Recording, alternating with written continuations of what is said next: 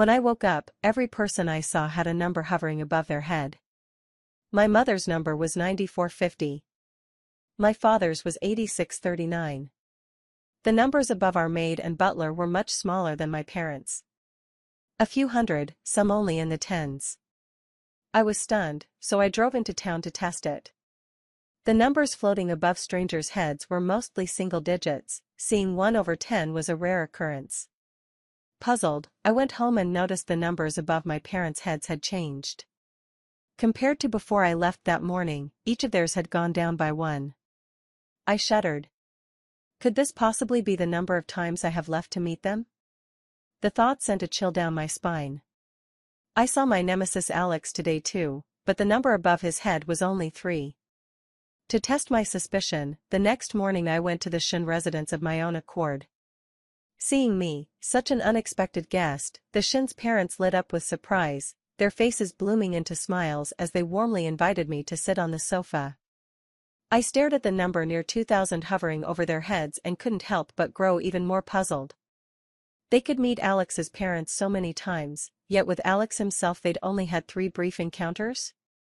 At that moment, Alex descended the stairs at an unhurried pace, still tying his necktie. And the number above his head had indeed changed to 2. I felt my heart skip a beat. Holding the teacup, I momentarily forgot to speak. "Vivi, what are you doing here?" When he saw me, the surprise in his eyes flashed briefly, and he walked over with a half-smile. I set down my teacup, stood up abruptly, and uncharacteristically grabbed his arm. "Alex, do you have any plans to travel far or emigrate soon?" Alex's eyelashes drooped slightly as he watched my action, his gaze tinged with a hint of puzzlement. "Recently? No." I blinked, and amid the servants' gossiping stares, leaned close to his ear and whispered a suggestion. "Are you free today? I'll take you to the hospital for a checkup." Even though Alex is my archenemy and used to tease me a lot when we were children, I was genuinely worried he might have some sudden illness and drop dead on me. Alex's expression shifted slightly at my words, then he smirked dismissively and tapped the tip of my nose. "I just had a checkup recently, everything's normal. Want me to send you the report?" The 2 elders of the Shin family on the sofa exchanged a glance, faces full of things left unsaid. I knew they must be wondering, 6 months ago I refused to marry into the Shin family, so why was I acting so close to Alex today? I couldn't explain it. I clung to him and wouldn't let go, my gaze drifting from time to time to the conspicuous 2 above his head. If there was no emergency, then what kind of mishap could it be? "Alex, I'm going with you today. Wherever you go, I go." After declaring my bold vow, to the surprise of everyone watching, I linked my arm firmly through Alex's and walked out the door. All the way, I shadowed him without a moment's separation. When we arrived at the office, he held his morning meeting and I stood outside the conference room's transparent glass, my gaze razor-sharp fixed on the crown of his head. The secretary, worried I might be standing too long, even brought me a chair and made me a cup of coffee. Partway through, Alex came out to use the restroom, and I followed right on his heels without leaving him. At last he showed a helpless expression. "I've walked you to the door, that's enough." I shamelessly clutched the sleeve of his coat, arguing earnestly. "This is your private bathroom. I've seen pictures of you in crotchless pants. Following you in isn't asking too much, is it?" Alex laughed helplessly. "You wouldn't go that far playing truth or dare, right? Who did you lose to, Sophia from the Fong family?" Only she could come up with something this mean. I suddenly realized he thought I had lost a dare and therefore had to cling to him. But sticking to him like this didn't seem like a solution either. What if Alex needed to use the toilet? Was I supposed to hover in front of him while he did his business? That image is too much, I couldn't pull it off. Might as well let him go in and see if the number changes when he comes out. Besides, I still have one more chance. In those few seconds I thought a lot. Until Alex's voice, like someone conceding defeat, came to my ear. "If you want to go in, then go in. You're not the shy type, what do I have to be ashamed of?" With that she grabbed me and started pulling me inside. I hurriedly stopped, withdrew my hand, and, with a troubled look, said, "Never mind. Alex snorted, "Can't handle it." But the moment his back disappeared through the door, I panicked again. Not thinking much, I grabbed my phone and started a video call. A few seconds later, the video was answered. The screen showed the bathroom ceiling, with the sound of running water beside it. "Alex, point the camera at your face." Hearing my commanding tone, Alex turned off the tap, dried his hands with a towel, and leisurely lifted the phone. "Vivi, you're only playing for today, right?" In the shot, his brow was slightly furrowed, but there wasn't a hint of reproach on his face. By the time he came out of the bathroom, the number above his head still read 2. I quietly let out a breath. It seemed the decrease in the number had something to do with separated time. Does it only count as the next face after a certain amount of time has passed? I couldn't relax, so I kept following Alex, glancing up at the number above his head almost every half-minute. By the end of the day, my eyelids were twitching. After work, Alex and I walked out of the Shin Group gates together. A Bentley pulled up in front of us, its window rolling down to reveal Sophia's smiling face. "Hee hee, I caught you." Today was the weekly get-together Sophia and I have. I had stood her up by text to keep an eye on Alex. Who knew she'd actually track us down? Alex turned his head to look at me, his tone tinged with displeasure. "Didn't she say she'd have dinner with me tonight? Why is she here?" I froze where I stood, stunned by the number over Sophia's head. Sophia was the closest sister in my circle, my shadow since childhood. How could the number above her be only 15? I immediately opened the car door and got in, then casually yanked Alex in with me. "I'm in a good mood tonight. You two are coming with me to the hot springs and a big dinner." I sat in the middle of the back seat, squeezed against one side, and told the driver the address of a holiday villa. The driver saw that Sophia was baffled but didn't object, and started the car. What the hell, even Sophia's driver and I still have over 500 faces to meet. Has that brat been hiding something from me lately? In the car, Sophia nudged me with her elbow. "Hey, since when did your relationship with Alex the Devil get so good? He's your mortal enemy, didn't you used to avoid him at all costs?" Before I could answer, Alex cut in from beside us. "Thanks to you, Vivi has had times when she couldn't get away from me either." Sophia looked baffled, pointing a finger at her own face. "Me?" I pulled her hand down and gave her a look. "You forgot? Last time we played Truth or Dare, I lost to you. You were the one who told me to stick to Alex." True to my eldest girl's nature, she immediately played along. "Ah, right, I almost forgot. It's all because I've been so busy lately." Hearing that, I narrowed my eyes and probed, "Busy with what?" Sophia sighed, half with wistfulness and half with longing. "Sigh, my dad and my stepmother talked it over and decided to send me abroad for graduate study. They want this embroidered head of mine to learn some proper knowledge and develop the ability to live independently." The moment I heard that, alarm bells started ringing in my head. Go abroad? Why are you only telling me this now for something so important? When are you leaving? Which school? Will you even come back afterward?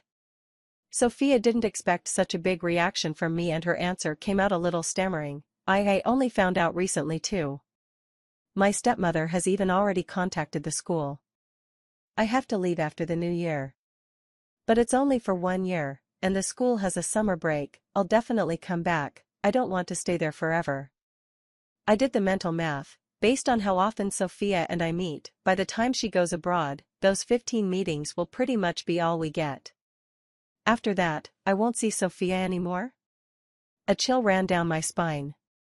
Just as I was about to speak, Alex, who had been resting with his eyes closed beside me, suddenly murmured. "Your stepmother is actually quite enthusiastic about you going abroad." Sophia nodded along. "Yeah, but my dad also said studying abroad would be good for me." Alex opened his eyes slightly, smiled, and casually remarked, "Did your stepmother add another little brother to the family this year?" Everyone in the circle knew the Fong family had a new addition. Sophia's biological mother had died young. Her father had remarried a stunningly beautiful woman who, within a year, had given birth to a son. This year marked their 5th year of marriage, and the Fong family had welcomed a second son. The more I thought about it, the more uneasy I felt. The scale and market value of the Fong family's assets ranked among the top in the whole Jiang city. You could tell with your toes how rich her father was. Whenever this stepmother had any ill intent, I couldn't help but shiver. By the time we reached the villa, changed, and soaked in the hot spring together, I solemnly said to her, "Sophia, trust me, don't go abroad this time. Find an excuse to refuse. Even if you want to study overseas, wait until after the new year and choose the country and school yourself. Don't let your stepmother interfere." Sophia blinked her wet eyes. "Why?" I looked at her bewildered face, steeled myself, and told her in detail, every last bit, about my ability to see numbers above people's heads. And what those numbers meant. When Sophia heard it, her complexion drained several shades, she leapt forward and hugged me in terror. "Vivi, you're not doing this on purpose to scare me with a horror story, are you? What kind of imagination do you think I have?" I said helplessly, patting her back. True to form for a coward, Sophia immediately grabbed the phone by the sink and called her dad, alternating between whining, faking illness, and threats, soft and hard tactics combined. Fortunately, her father finally gave in and said they'd talk about going abroad after the new year. The moment Sophia hung up, I clearly saw the number above her head shoot up from 15 all the way to over 2,000. My eyes lit up and I sprang out of the pool with joy. If the number could change, Alex could be saved. I donned my robe and tore across to the men's area. Alex had just finished his soak too, walking while towel drying his damp short hair. I stopped in front of him, bent over and gasping, about to lift my head to look at the number above his head. But somehow my gaze inexplicably lingered for a long time on his bare chest, exposed muscles. Until he scoffed at me, running so fast, chased by a ghost? If it had been before, I would have definitely fired back with some sarcasm. But when I saw the unmoving 2 hovering above his head, I didn't know whether to feel relieved or disappointed, and for a moment I couldn't find the words. What on earth do I have to do to make that number skyrocket? The moment that idea came out, I froze again. The thought that I could only see Alex 2 more times, was that really something that made me so despondent I was desperate to change it? The possibility that something might happen to him made my heart skip a beat, and I hurried forward to get closer to him. "Alex, let's just sleep here tonight. Don't go back, tomorrow's the weekend anyway, you don't have to clock in at Shin's. How about it?" As I racked my brain trying to figure out how to persuade Alex to share a room with me, he reached out and patted my head. "All right, not just tomorrow, I won't have to be CEO of the Shin Group anymore from now on." I froze, thinking I must have misheard. I looked up and saw Alex watching me with a complicated expression. He's tall and handsome, with a pair of beguiling almond eyes that could charm anyone, and he's sharp and capable. Every time he smiled, I felt like he was a fox up to no good. Not to mention, he's great at telling ghost stories. So ever since high school, I've kept my distance from him as much as possible. As it happened, our Qing family and the Shin family had been business partners for decades and were closely involved. Alex and I might as well be bumping into each other every time we looked up or down. When he said those words, I reflexively grabbed his wrist, my tone betraying a trace of nervousness. "What do you mean by that? Tired of being CEO and want to try living a normal person's life?" Alex lowered his head slightly, his gaze fixed on the hand I had clutched, and stayed silent for a long time. It was then that the 2 above his head suddenly jumped to 10. I blinked, making sure I hadn't misseen. Holding hands could increase the meeting count? What kind of logic was that? So I took his other hand and squeezed it tightly. Alex's gaze flickered, and the number above his head actually rose to 15. I went for broke, let go of his hand, and hugged him. A drumbeat-like tremor hit my chest. I closed my eyes and counted silently to 5 before releasing and glancing at the top of his head. 30. Exponential growth. My smile hadn't even fully spread when Alex's fingers gently pinched my chin. "Vivi." His voice held a hint of warning, and his gaze grew even darker. I held my breath, my smile froze at the edge of my lips. Is there something on the top of my head?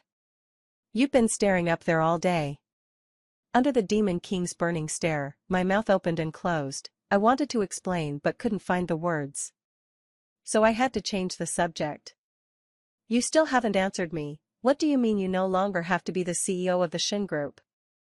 Only then did Alex slowly release my chin, his explanation as calm as a breeze. Because I'm not biologically a Shin. Those few words made my head buzz. Alex, the only son the Shin family had raised for 25 years, was a fake heir? Seeing me frozen, Alex narrowed his eyes and smiled, then casually took my hand and led me into the courtyard. In a few days, the true young master of the Shin family will be back. The ancestral return banquet will be held before the new year. I was going to wait until your family received the invitation before telling you. I let him lead me along. When we reached the private room and sat down, Sophia came over as well. The table was piled high with the delicacies I'd ordered, but I had little appetite. The number above Alex's head rose to 30. With more chances to meet, I didn't need to figure out a way to share a room with him tonight. Back in the suite Sophia and I shared, I hugged her first. Seeing the number above her head stop climbing, I leaned in and quickly kissed her cheek. Vivi, what are you doing? Sophia's face flushed, defensive as if facing an enemy. One hand pushed me away while the other covered her face in protest. I'm female. I like men. I ignored her and continued staring at the number hovering above her head, stuck at 2000 plus. Strange, why did it work on Alex but not on Sophia? After returning from the villa, I hugged and kissed my mother. But the number above her head, aside from the normal daily decrease, remained completely unchanged. That evening, my father came home from the office and brought up the matter of the real and fake sons in the Shin family. My mother pressed her hand to her chest and kept sighing. I always said, Mr. and Mrs. Shin look so ordinary, how could they have given birth to someone as handsome as Alex? That's something to say at home only, don't let Jonathan and the others hear it. My father warned, but my mother was still animated. So what does the Shin family mean now? Take their biological son back and give Alex back to his real parents? What does their young master look like? Did Jonathan show you a picture? What kind of family is he from? Is there a big gap between their background and the Shin families? My father put down his bowl and glanced at my mother. What kind of standing does the Shin family have in Jiang City? How many families in the whole country have that kind of wealth? My mother understood, took up her chopsticks and sighed again. Fortunately Alex is already grown. Even relying on himself, his life won't be too bad going forward. I ate quietly beside them, listening with my ears pricked, when my mom suddenly jabbed me with her arm. You're always chattering at the table, but with such big gossip today, why be you gone as dumb as a post? I shrugged dismissively. I've read that whole fake young master trope in novels 800 times. Not exactly fresh. My mom suddenly remembered something, put down her chopsticks, cupped my face, and said with lingering unease. That was close, if you'd almost been married off to Alex. Luckily you stubbornly refused, otherwise that would be awkward now. I frowned as I listened. Mom, even if Alex isn't actually a Shin by blood, he's hardly any worse off himself, right? He's not as money-minded as you. At that, my parents exchanged a look, both of them visibly shocked. My precious daughter, what took over you today? You're actually defending Alex. You forgot how when he was little he told you ghost stories that frightened you into 3 days of nightmares and bedwetting? Thinking of that makes my blood boil. I grind my back teeth and say, I haven't forgotten. To get back at him, I even pretended a bar of soap was chocolate and tricked him into eating it. Not to mention how I once, during recess, tied his shoelaces to the leg of his desk so when he tried to walk they went together. Him and the desk crashed to the floor in a spectacular faceplant. Thinking of this, an evil smile curled at the corner of my mouth. On the day of the homecoming banquet, my parents and I attended together. The venue was full of guests, yet there was no sign of Alex. And finally, standing in the middle of the crowd, I saw the fabled true young master of the Shin family. Of course, a week ago he had officially changed his name to Eric. Eric stood beside Mr. and Mrs. Shen in a bespoke suit, his skin tawny from the sun, his face was ordinary, but his build was remarkably solid. And the dazzling 5998 shining above his head blinded me. Do you know Eric is on the swim team from the neighboring city? Sophia sidled up to me, champagne in hand. I raised an eyebrow in surprise. Could it be that the Shen family ancestors left behind athletic genes? Not really. I heard his adoptive parents are fishermen who sell seafood. He grew up going tide pooling with them, so of course he turned into a swimming ace. I stared at Eric a short distance away and forced a laugh. No wonder he's so dark.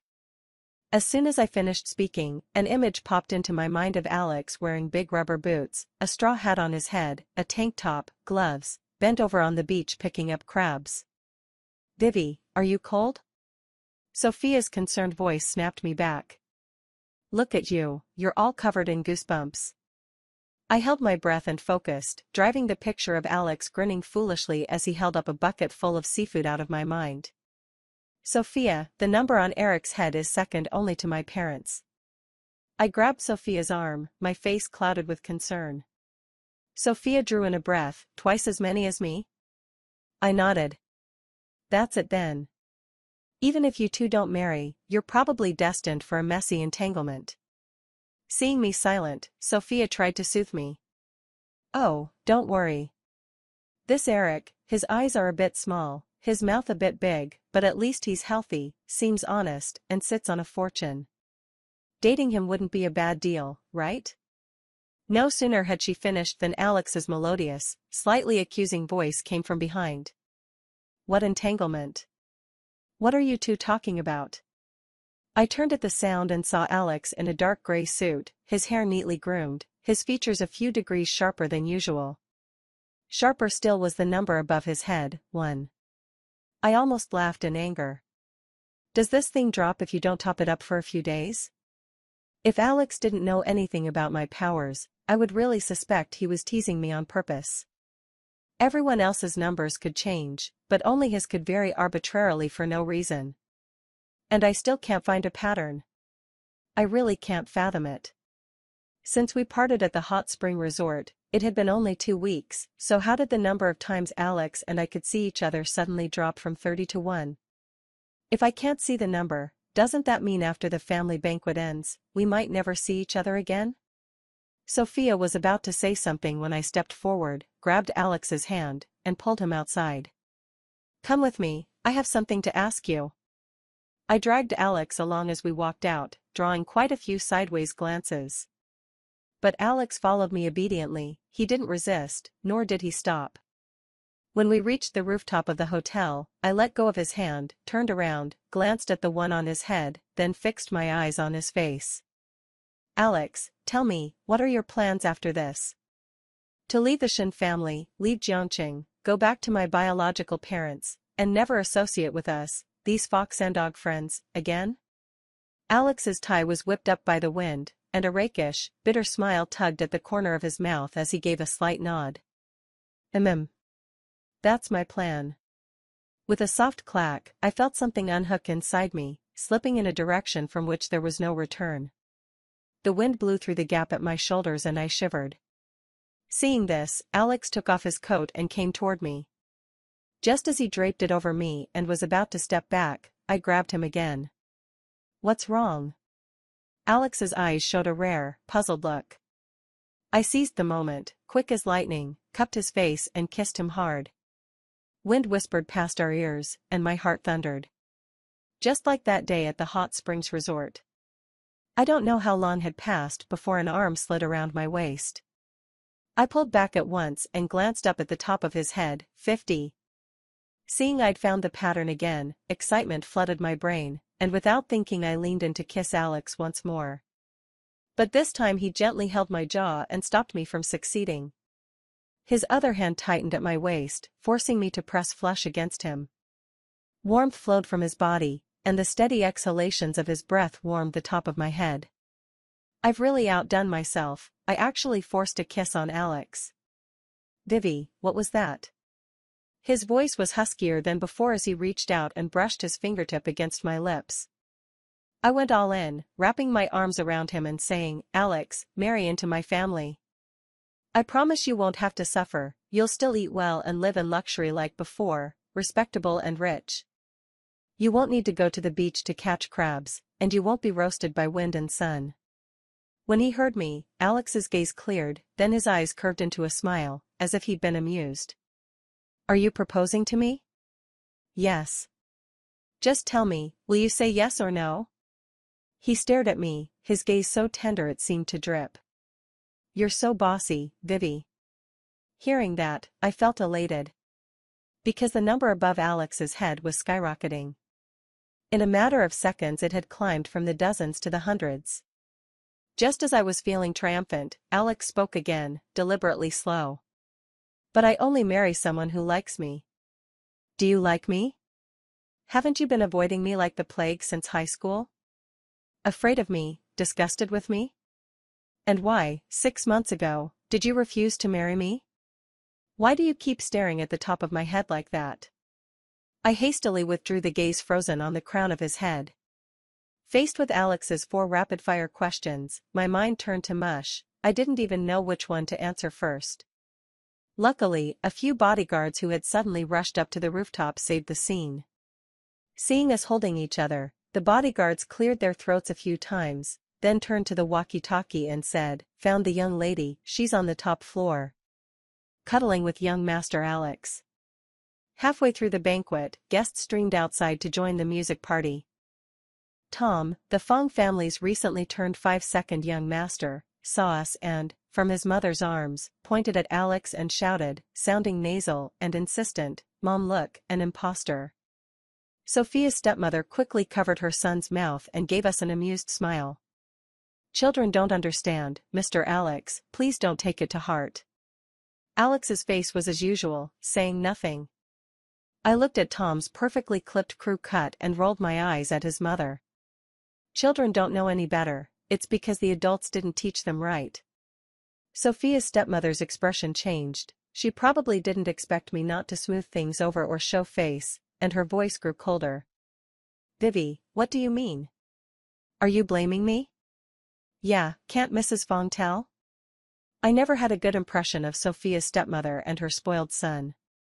Every time I went to the Fong house, Tom would either deliberately toss toys at me or grab my skirt with hands that had just touched fruit.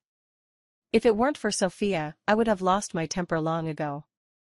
Sophia's stepmother put on a different expression, her eyes curved into a conciliatory smile, but her words were harsh. "Kids always blurt out the truth, he's a fake from the start, so it's not wrong. I know there are plenty of snobs in our circle who delight in Alex's misfortunes. But anyone who dares bully me to my face is simply thick-headed." Alex grabbed me as I was about to step forward, then sauntered to stand in front of the mother and son. He bent slightly and squinted at Tom with a smile. "Little kid who likes to tell the truth, go home and have your mom give you a new haircut, this watermelon head is really ugly, everyone will laugh at you." At that, Tom's lower lip trembled and he burst into wailing tears. I laughed out loud, and saw Sophia's stepmother staring in disbelief, backing away 2 steps while holding her son. "You're a grown man arguing with a child? As expected from someone from a petty household, your mind is just as petty." I stepped forward, expression unchanging, and drove the point home. "What, you only like speaking the truth but can't stand hearing it?" After saying that, I snorted lightly, looped my arm through Alex's, and walked the other way. I even picked a small cake off the long table and placed it in his palm. "Alex, don't take that little bastard's words to heart. I've got your back from now on. As a son-in-law of the Ching family, you won't lose out." Alex glanced at the little cake in his hand, then looked at me, a gentle curve lifting the corner of his mouth. "I haven't said yes yet." I stared at the number above his head that had already ballooned past 5,000 and said triumphantly, "It's only a matter of time." I happily ate the cake while Alex kept looking down at me, even reaching out to wipe the cream from the corner of my mouth with a wholly natural motion. Sophia, not far away, watched the scene with her mouth forming a perfect O. She slipped away from the socializing and pulled me aside. Vivi, I saw it the day at the hot springs, you've got something going on with Alex the Demon King. I didn't deny it, imitating Alex's calm, nonchalant manner I said, that's right, we're getting married. Sophia was shocked, what on earth have I missed? I sighed. I feel a little sorry for him. After 20-some years of good times, suddenly becoming an ordinary person, the house isn't even his anymore, and he has to leave Jiangqing, abandon everything he built. I just couldn't bear it. He's pitiful? Sophia, as if she'd heard a joke, raised the decibels in my ear. Do you know that all of the Shin family's overseas businesses will be handed over to Alex to manage entirely? The assets under his name will only increase, never decrease. Other than the fact that he's not a biological son of the Shins, how on earth can the word pitiful apply to his life? This time I was the one stunned. How do you know? I overheard the Shins talking while you weren't here. I looked at Alex standing amid the crowd in his suit, chatting and laughing with the guests. Of course, the old fox hasn't changed his colors. Holding half of the Shin group in his hands, yet pretending he's willing to give up everything to win my sympathy? No. Even if Alex was deliberately testing me, the meeting count hovering above his head can't be faked. So before I kissed him, he truly had no intention of having anything to do with me. At that moment, Alex and I made eye contact in midair. The number of times we'd met above his head had nearly risen to match my parents', and it was still trending upward. That stubborn Sundara, clearly I'd won him over with a single kiss, yet he still acted like he hadn't agreed. What a showman. After the clan's reunion banquet, the news that Alex would continue to serve concurrently as the group's overseas business director had already spread. Everyone said the Shin parents probably couldn't bear to lose such an outstanding adopted son. After all, no one expected their biological son Eric, who's devoted to a career in sports and is currently preparing for the provincial swimming team trials, to have any interest in being a young master CEO. And amid Alex's busy schedule, his contact with me only grew more frequent. He'd send gifts for no particular reason and, whenever he had free time, would always ask me out to do things. I kept my usual manner, I replied politely to his messages, accepted his gifts with courtesy, answered his calls with civility, but I never once agreed to a date. A month passed, and finally he couldn't hold it in any longer. On the phone, after the day's customary inquiries and small talk, Alex's voice suddenly dropped. Vivi, have you forgotten something? Of course I knew what he meant. No, I haven't, isn't it the proposal I made to you a month ago? There was a long silence on the other end of the line, as if he hadn't expected me to admit it so quickly. Before he could speak, I struck first, cheerfully, but didn't someone already say no? Besides, Alex, the well-known name in Jiangqing, now neither short of money nor fame, do you really need to become my bargain basement husband by marrying in? Alex gave a soft laugh, but I heard bitterness grinding through it. Oh, so your proposal that day wasn't sincere after all. Fine by me. I heard that something was off, knitted my brows, and asked, what's good? Alex returned to that sonorous, languid tone. The reason I called today is to say goodbye. I'm leaving next week, and unless it's absolutely necessary, I won't be coming back. My eyes narrowed. Playing hard to get, huh? This sulky peacock, so proudly tsundere, to be honest, saying you've liked me for a long time shouldn't be that hard, right? If I hadn't rifled through the basement storeroom and taken out the 18th birthday gift Alex gave me, finding that beneath the music box he once gave me there was a heart-shaped diamond ring hidden, I'd still be in the dark. Before that, for 3 straight years I'd thrown his gifts, wrapping and box included, down into the basement. The man sure knew how to hide things. But on second thought, if the distant me back then had known he harbored ill intentions toward my inexperienced self, she probably would have peed her pants for 3 days. You couldn't be sure she wouldn't have thought he was playing some trick on her. And in the year I turned 23, discovering that his feelings hadn't expired felt like the most perfectly timed thing. I wanted to see how much longer he could keep up the act. Oh, leaving so soon? How about we go out tomorrow and I'll give you a little send-off? The Alex who really wanted to leave would not meet more than 3 times. but Alex, who was already mine, could fool me, not my superpower. Alex and I agreed to meet at the golf course. He wore light-colored casual clothes and sunglasses, standing in the winter sun. He didn't look like a dazzling male peacock, he resembled a pine standing tall on a cliff. On top of that pine's head, the digits 9,999 were strikingly conspicuous. Even more conspicuous was the plus sign after the numbers. That means 9,999 isn't the limit on how many times we'll meet in the future, it's just the upper limit the counter can display. Fair enough, even at the intimate rate of seeing each other once a day, I'm safe for at least 27 years. I'm in a bright mood, on a roll, making hole-in-ones one after another. Alex leans both hands on his cue and looks at me. My high-speed train leaves at 11 the day after tomorrow morning. I hold the follow-through of my stroke, tilt my head and smile at him crookedly. I know, you said it 3 times already, I'll see you off. After I say it, my smile freezes and my mouth twitches as I confirm with him, you're going to Los Angeles by high-speed train? Not going to Los Angeles. Plans changed. I'm going to resign from the Shin family, give up all my property, go back home to be a fisherman, pick crabs, and take over my biological parents' seafood business. I couldn't help but raise a hand and tap my temple. Are you all right up there? Alex didn't mind my sarcasm. He shrugged and, unfazed, said, I know none of you will understand, but this is the life I was meant to live. Now it's time to set everything back on track. Vivi, the two of us really should never have crossed paths from the very start. Saying harsh things is one thing, but the number above his head showed no sign of decreasing. I stuck a hand on my hip, pretending to be full of feeling. Life is truly unpredictable. You're right, you shouldn't have crossed paths with me. The one who should have crossed paths with this young miss is that Eric. Alex visibly grew wary. I curled my lips and pressed my advantage. After you leave, I'll marry Eric. Get back on track, who wouldn't? Sensing I was sulking at him, Alex scowled and closed in on me. You won't marry me, but you'd marry him? I took off my sunglasses and blinked at him innocently. I'd be willing to marry you, but you won't agree, so I can't exactly force you, can I? Alex laughed in exasperation, tossed his sunglasses aside, hands on his hips. Are you serious? That's pity, not genuine feeling. If you truly liked me, why did you act like you didn't see the ring I gave you back then?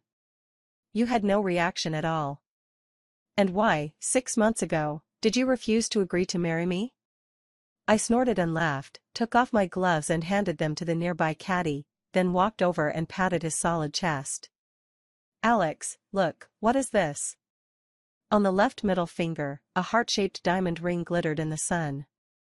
5 years sealed away, not a speck of its shine had been worn down, still as brilliant as ever. Alex looked a little stunned, a little incredulous. I took the chance to wrap my arms around him, stood on tiptoe and whispered in his ear, when you pursue a girl, could you be any more direct? Didn't you grow a mouth? Alex came back to himself, exhaled heavily, and hugged my waist. His voice trembled a little. You do have a mouth on you, didn't I scare you into crying? I laughed again. He pulled me close and kept asking, Vivi, you're willing to marry me, right? Is it true? I reached up and punched him lightly, complaining, Alex, that was close, we nearly missed our chance. I thought that if it weren't for that sudden special ability, with my thick-headedness, I probably wouldn't have realized how important Alex was to me until after he was really gone. The thought that he had almost really given up on me, of course I had to punish him a little. Before my triumphant smile could fully spread, Alex had already leaned down and kissed me, kissing me so hard I fell backward. After the new year, Sophia suddenly put away her playful side. She actually planned to go abroad to pursue a master's in business. She said she didn't know why, but her father's and stepmother's arguments had become more frequent. The quarrel seemed to be about her stepmother having inadvertently offended the Shin family. Some of the Fong family's projects have therefore frequently run into obstacles and have been hard to push forward. And Dad, who has always spoiled his younger son, has lately been constantly saying the words, the child has been spoiled. He also keeps calling Sophia into his study for long, heart-to-heart talks, pinning high hopes on her. Sis, do you know? I suddenly feel like my former self was so immature. At the airport, Sophia looked ahead with a grave expression and confided her lofty ambitions to me. When I come back, I will definitely make the Fong family's business bigger and stronger. I watched the number above her head steady at 2000 plus, and nodded earnestly in agreement. Everyone else only cares whether you fly high, only a true sister worries whether you'll fall and die. Sophia. In the third year of her marriage to Alex, good news arrived for the Shin family. Eric, as a national-level swimmer, had won a world-class championship, bringing honor to the country. The Shin family, straddling both business and sports, suddenly became the hottest family in high society. Later, I gradually stopped seeing the numbers above other people's heads. But on one gloriously intense night, half asleep and drowsy, I heard Alex whisper against my ear. "Vivi, you know, in the most desperate year I even went to a metaphysical master, asked him to tell me whether you and I were fated. The master said if we truly had a karmic bond, fate would guide us. I didn't expect that the next day you would insist on clinging to me. Thank you for inexplicably coming close to me, for reigniting my hope." I woke from a dream, opened my drowsy eyes, and couldn't help but marvel at how strange people can be. Connections can end in an instant, and they can begin in an instant too. And fate, at last, allowed me to grasp the one person I most must not have missed.